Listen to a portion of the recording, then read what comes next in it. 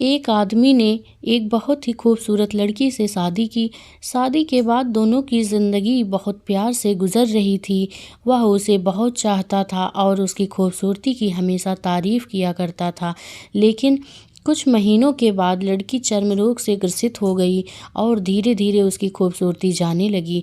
खुद को इस तरह देख उसके मन में डर समाने लगा कि यदि वह बदसूरत हो गई तो उसका पति उससे नफ़रत करने लगेगा और वह उसकी नफ़रत बर्दाश्त नहीं कर पाएगी। इस बीच एक दिन पति को किसी काम से शहर से बाहर जाना पड़ा। काम खत्म कर जब वह घर वापस लौट रहा था, उसका एक्सीडेंट हो गया। एक्सीडेंट में उसने अपनी दोनों आंखें खो दी, लेकिन इसके बावजूद भी उन दोनों की ज़िंदगी सामान्य तरीके से आगे बढ़ती रही। समय गुजरता रहा और अपने चर्म रोग के कारण लड़की ने अपनी खूबसूरती पूरी तरह गंवा दी। वह बदसूरत हो गई, लेकिन अंधे पति को इस बारे में कुछ भी पता नहीं था, इसलिए इसका उनके खुशहाल विवाहित जीवन पर कोई प्रभाव नहीं पड़ा। वह उसे उसी तरह प्यार करता रहा। एक दिन उस लड़की की मौत हो गई। पति अब अकेला हो गया था। वह बहुत दुखी था।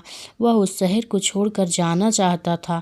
उसने अंतिम संस्कार की सारी क्रियाविधि पूर्ण की और शहर छोड़कर जाने लगा।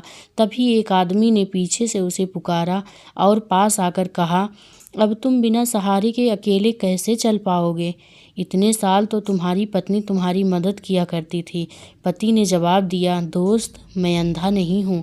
मैं बस अंधा होने का नाटक कर रहा था, क्योंकि यदि मेरी पत्नी को पता चल जाता कि मैं उसकी बदसूरती देख सकता हूँ तो यह उसे उसके रोग से ज़्यादा दर्द देता। इसलिए मैंने इतने साल अंधे होने का दिखावा किया। वह बहुत अच्छी पत्नी थी। मैं बस उसे खुश रखना चाहता था।